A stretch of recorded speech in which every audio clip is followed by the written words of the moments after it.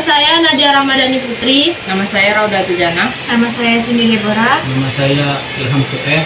Nama saya Adit Rahman Budiasan. Di sini kami akan menjelaskan tentang manfaat dan bahaya radiasi gelombang elektromagnetik. Manfaat radiasi gelombang elektromagnetik. Gelombang radio, gelombang elektromagnetik berperan sebagai pembawa gelombang bunyi atau suara.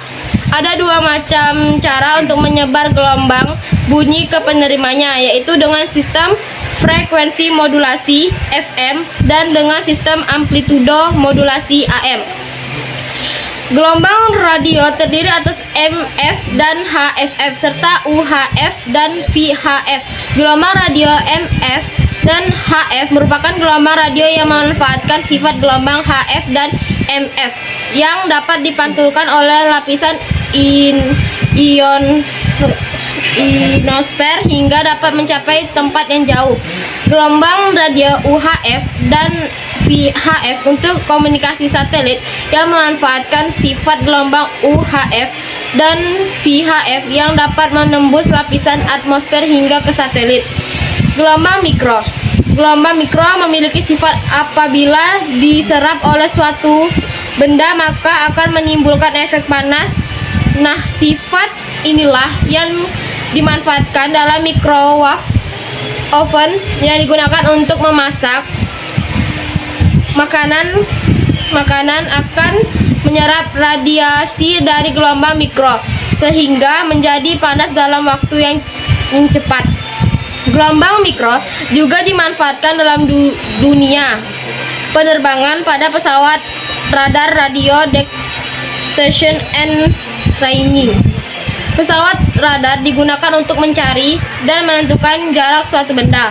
Beberapa manfaat lain dari gelombang mikro yaitu untuk menganalisa struktur atomik dan molekul, untuk mengukur kedalaman laut, digunakan pada rangkaian televisi. Sinar inframerah memiliki banyak manfaat, diantaranya adalah untuk fotografi, pemetaan sumber daya alam. Sinar inframerah dapat menembus kabut dan awan tebal sekaligus.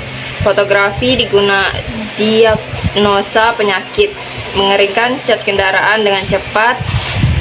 Pada bidang militer dibuat teropong dengan inframerah guna melihat di tempat yang gelap atau berkabut, sehingga memudahkan pasukan untuk mengintai. Sinar tampak adalah radiasi gelombang elektromagnetik yang dapat dilihat oleh mata manusia. Berikut adalah manfaat dari sinar tampak: membantu penglihatan manusia, lampu senter, penggunaan sinar laser dan serat optik.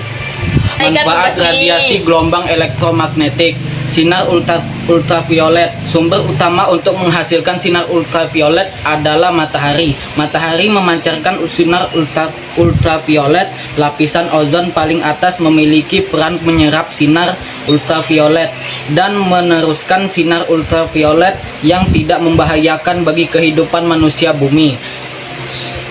Berikut ini adalah manfaat dari sinar ultraviolet. Berguna untuk fotosintesis tumbuhan, membantu pembentukan vitamin D pada manusia. Dengan menggunakan peralatan khusus dapat dimanfaatkan untuk membunuh kuman atau penyakit. Untuk memeriksa keaslian tanda tangan biasanya dimanfaatkan oleh bank. Sinar X. Berikutnya adalah pemanfaatan dari sinar X dalam kehidupan kita. Dalam bidang kesehatan, dimanfaatkan untuk melihat kondisi tubuh bagian dalam seperti jantung, tulang, dan paru-paru. Digunakan untuk analisa struktur bahan atau kristal. Digunakan untuk melihat cacat pada logam. Memeriksa barang yang biasanya dilakukan di bandara. Sinar gamma. Berikut adalah manfaat dari sinar gamma dalam kehidupan sehari-hari. Dimanfaatkan dalam dunia kesehatan, yaitu terapi kanker, untuk mensterilkan peralatan rumah sakit, untuk mensterilkan makanan kaleng. Dalam pertanian digunakan untuk membuat bibit unggul, untuk mengurangi polusi hama.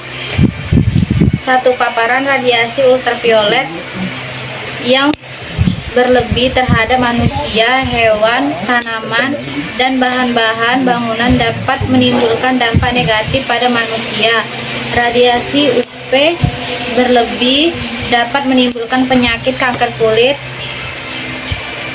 katarak mata, serta mengurangi daya tahan tubuh terhadap penyakit infek. Selain itu, peningkatan radiasi gelombang pendek UV juga dapat memicu reaksi kimiawi di atmosfer di bagian bawah yang mengakibatkan penambahan jumlah reaksi fotokimia yang menghasilkan asap beracun, terjadinya hujan asam, serta peningkatan gangguan saluran pernapasan. Pada tumbuhan, radiasi UV dapat menyebabkan pertumbuhan berbagai jenis tanaman menjadi lambat dan beberapa bahkan menjadi kerdil. Sebagai akibat, hasil panen sejumlah tanaman budidaya akan menurun serta tanaman hutan menjadi rusak. 2. Pulsa microwave dapat menimbulkan efek stres pada kimia syaraf otak. 3. Apabila terjadi lubang ozon, maka sinar UV khususnya yang jenis UVB yang memiliki panjang gelombang 290 nanometer yang menembus ke permukaan bumi dan kemudian mengenai orang dapat menyebabkan kulit manusia tersengat, berubah molekul DNA, dan bahkan bila berlangsung menerus dalam jangka lama dapat memicu kanker kulit, termasuk terhadap makhluk hidup lainnya. 4. Radiasi HP dapat mengacaukan gelombang otak, menyebabkan sakit kepala, kelelahan, dan hilang memori. Pemakaian HP bisa menyebabkan kanker otak. 5. Beberapa efek negatif yang bisa muncul sebagai akibat radiasi HP antara lain kerusakan sel saraf, menurunnya atau bahkan hilangnya konsentrasi, merusak sistem kekebalan tubuh, meningkatkan tekanan darah, hingga gangguan tidur dan perubahan aktivitas otak. Sekian dari kelompok kami. Wassalamualaikum warahmatullahi wabarakatuh.